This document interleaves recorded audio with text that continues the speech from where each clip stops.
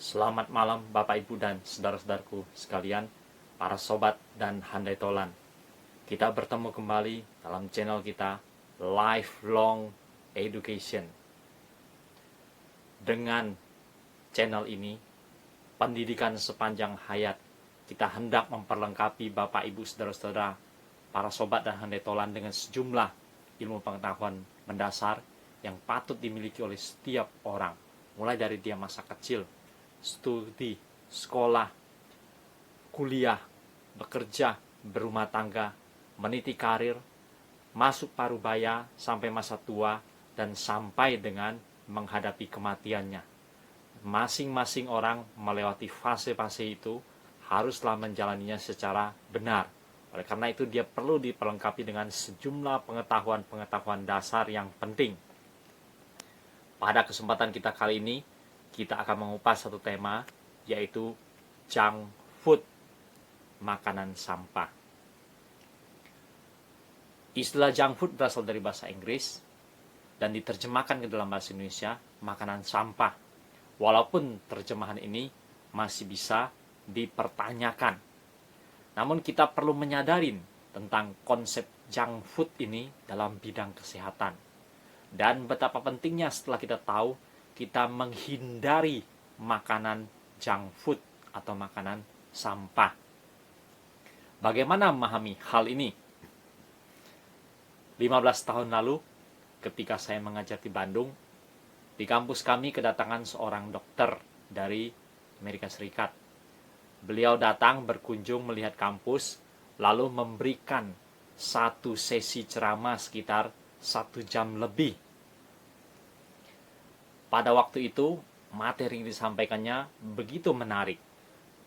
Lalu saya membuat catatan-catatan kecil, meringkaskannya menjadi sekitar 2 halaman ukuran kertas folio. Dan saya masih menyimpannya sampai dengan saat ini.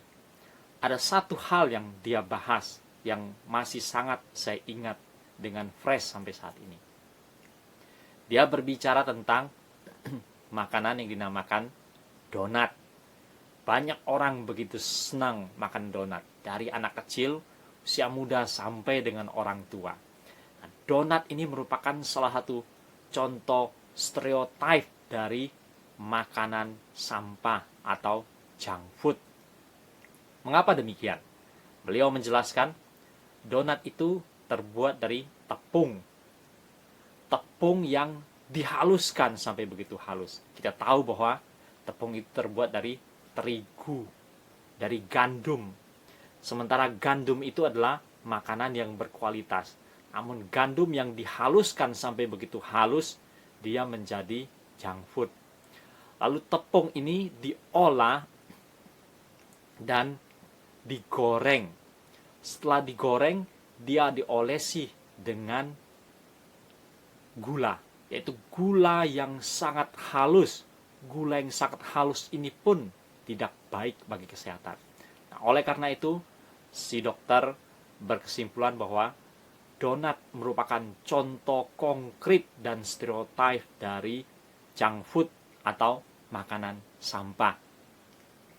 Bapak, Ibu, dan saudara-saudaraku sekalian, ada orang yang begitu ketat berbicara tentang junk food dan makanan sampah. Sampai semua makanan kaleng, semua soft drink, makanan dari santan, sampai dikategorikan sebagai junk food atau makanan sampah. Saya pribadi tidaklah berpendapat demikian. Kembali pada contoh tadi, donat.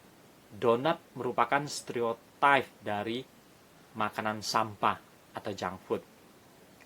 Jadi kita harus kembali pada definisi.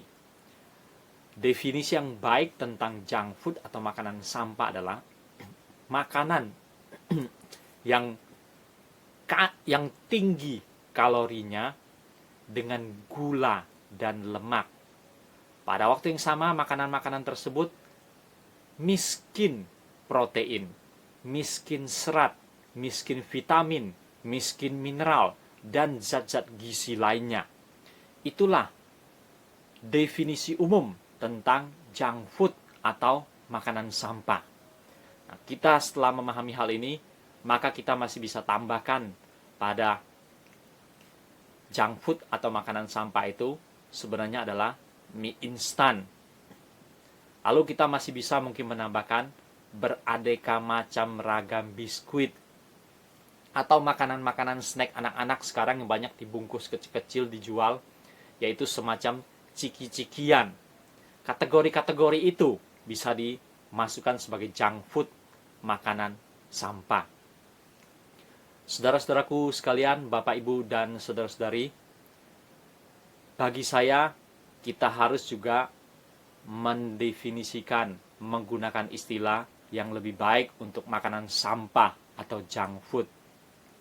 Kalau makanan seperti yang kita sebutkan tadi disebut sebagai makanan sampah, memang kadang-kadang ada sebagian orang berkeberatan. Itu bukan sampah. Dalam hal ini, kritikan tersebut ada benarnya.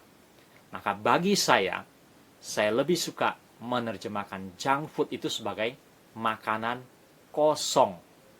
Makanan yang sudah kosong, yang sudah kehilangan zat gizi yang sebenarnya pada awalnya ada padanya.